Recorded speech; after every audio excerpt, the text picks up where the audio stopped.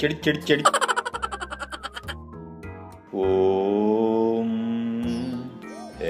చెడి చెడి చెడి.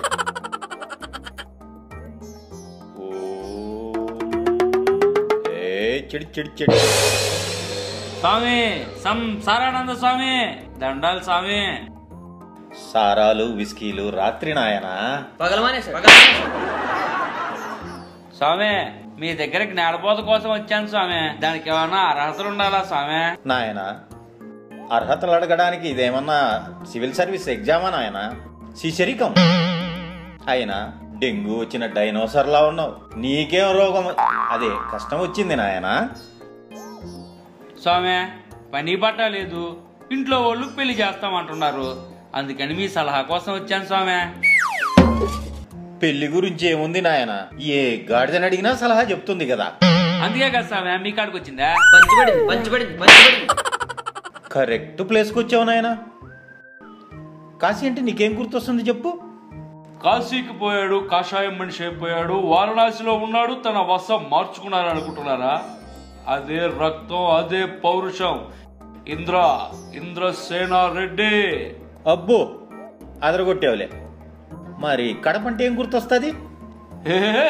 నీ ఇంటికి వచ్చా, నీ నెట్టింటికి వచ్చా, నీ మూతి మీద మొలిచింది నిజమైన మీసమైతే, మీ నాన్న మొలతాడు కట్టుంటే, మీ అమ్మ నిజంగా నిన్ను రాయలసీమ గడ్డ మీద కనుంటే రాలా చూసుకుందాం నీ ప్రతాపము నా ప్రతాపము. ఎరగదీశావుగా. మరి ఈ ప్లేస్ అంటే నీకేం గుర్తొస్తాది?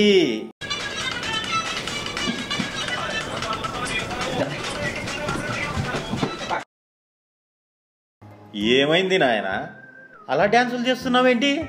మీరే కదా స్వామి ఏరియా అన్నారా, మరి రెడ్ లైట్ ఏరియాకి వస్తే మాత్రం ఊపిరాదా ఏందా? ఒరే ఒరే, ఇది రెడ్ లైట్ ఏరియా కాదురా, red hills area, red hills area.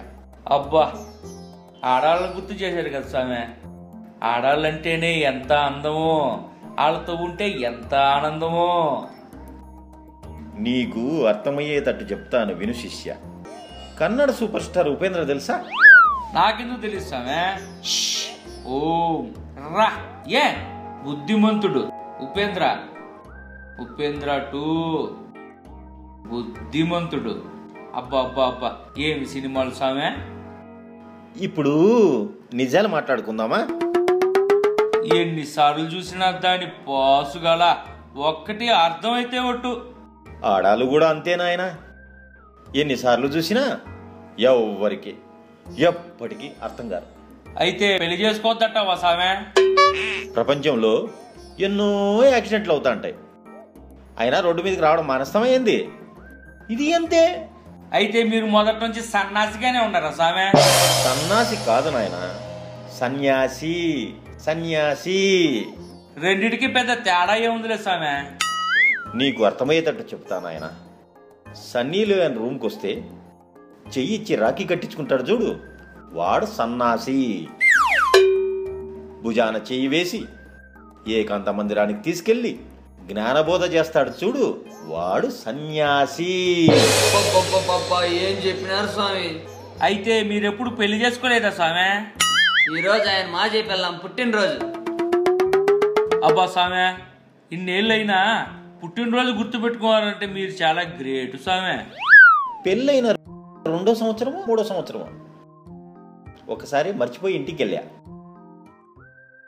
అప్పటి నుంచి జీవితాంతం గుర్తుండిపోయింది. ఏ స్వామి కొట్టిందా? ఎర్రగొట్టింది. అదిగో పళ్ళు కనబడుతులా. స్వామి ఎవడు స్వామి ఊడా పొద్దుటాంచి ఊరికే వాగతనే ఉన్నాడా? వాడు బిజినెస్ లో లాస్ అయ్యాడు, హార్ట్ అటాక్ వచ్చింది. ఇంటికి తీసుకురాగానే వాడి పిల్లం పక్కింటోడితో లేచిపోయింది. అప్పటి నుంచి పిచ్చి బట్టి మన దగ్గర పడ్డాడు. పాపం చాలా దురదృష్టవంతుడిగా ఉన్నాడు కదా స్వామి. వాడిదేం దురదృష్టం నాయన, ఈ నిజుడు. ఈడేవుడు స్వామి తెగులు తెగిలిన కోళ్ళలాగా ఉన్నాడా? వాడి పిల్లాన్ని లేపుకెళ్ళిన పక్కింటోడు ఈడే. అబ్బా స్వామి ఎంత చెప్పినా నేను ఒకసారి ట్రై చేస్తాను స్వామి. కాకపోతే అరేంజ్డ్ మ్యారేజా లవ్ మ్యారేజా చిన్న కన్ఫ్యూజన్ ఉంది స్వామి. Any stone okay for teeth breaking. అర్థం కాలేదు స్వామి. దారిలో పోయే నిన్ను పాము గరిచిందనుకో, అది అరేంజ్డ్ మ్యారేజ్. అదే నువ్వే పోయి పుట్టలో చేయి పెట్టి గర్పించుకున్నావు అనుకో, అది లవ్ మ్యారేజ్. అబ్బబ్బా ఏం చెప్తిరే ఇండియాలో ఇష్టం లేని పాములు చాలా ఉన్నాయని నాకు కూడా తెలుసులే స్వామి. పెళ్లిలో అరుంధతి నక్షత్రం చూపిస్తారు, ఎందుకో తెలుసా? తెలిసిన ఏడిచిపెట్టావు కదా, చెప్పు. ఇక నుంచి నీ పెళ్ళాం నీకు సుక్కలు చూపిస్తుందని సింబాలిక్ గా చెప్పాడు పురోహితుడు. నాకు ఒక విషయం అర్థమైంది స్వామి. 100 మంది కలిసి ఒకరిని పిచ్చోడు చేయొచ్చు, కానీ ఒక పిచ్చోడు మాత్రం నీలాగా స్వామీజీ లాగా వేషం వేసుకునే 1,000,000 మందిని పిచ్చోళ్ళని చేయడం మాత్రం ఖాయం. ఈడు కూడా తెలిసిపోయింది. For more details, please subscribe Newsmark.